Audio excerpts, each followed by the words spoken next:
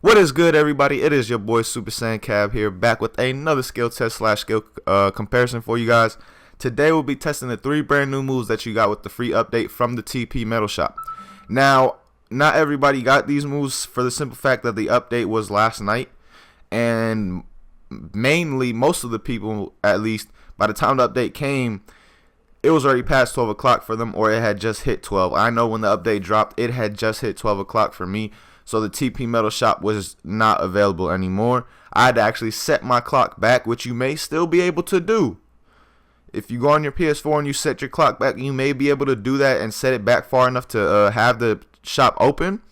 But I don't know if that will work or not. So again, I apologize that Bandai did this to you guys. You may not be able to get the moves until next weekend.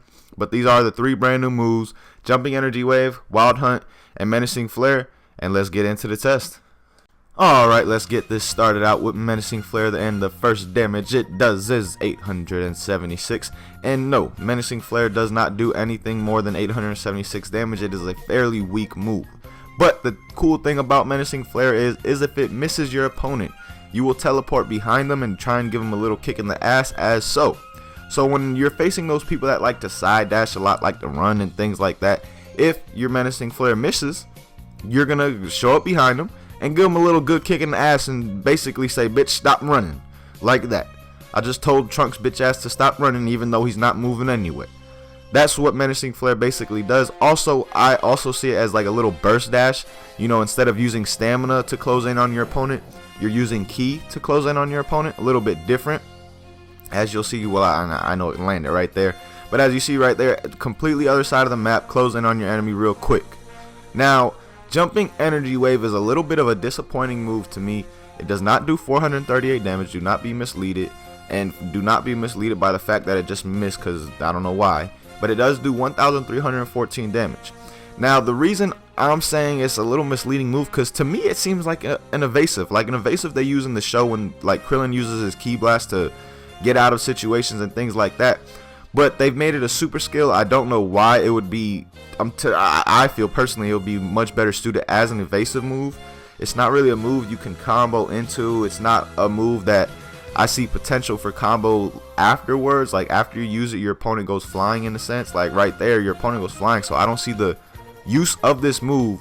And I don't know why they didn't make an evasive. Honestly, to me, they should have made an evasive, because look at that. That is something that is an evasive type of skill from the show, and it's not a move that you can use while being hit.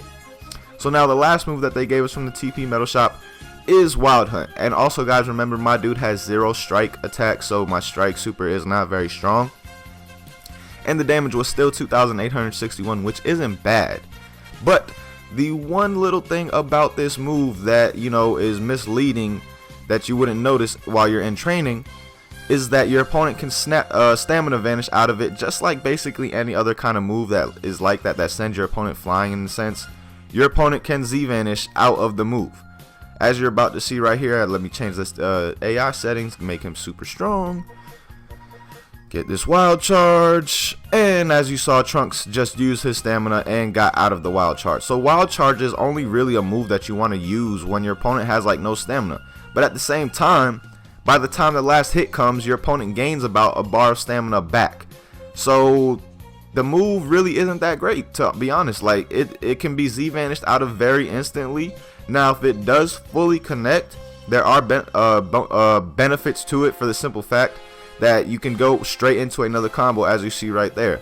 It's one of those where you get real close up on the ground and your opponent's either going to use stamina real quick, being very predictable, or if they don't have stamina, you can go straight into another combo. But again, the move is you're able to Z vanish out of that move, making it almost kind of useless like Kaioken Assault. You know, not a lot of people use Kaioken Assault for the simple fact that you can Z vanish out of it. People don't like that, and it makes the move useless. But these are the 3 new moves that we got. Remember, guys, this is the first day we've had them. I have not tested them online or anything of that nature. I've just tested them in the training mode to figure out what they really do. So if I missed anything that you guys figure out along the way, please be sure to leave it down below in the comments. I'm not perfect. I don't get everything. I make mistakes too. I am human, just like everybody else. So again, if I missed anything on these moves and left out anything, please leave that down below in the comments. But as always, hope you guys enjoyed this video. Look out later for the newer skill test with the 2 updated skills from the extra missions.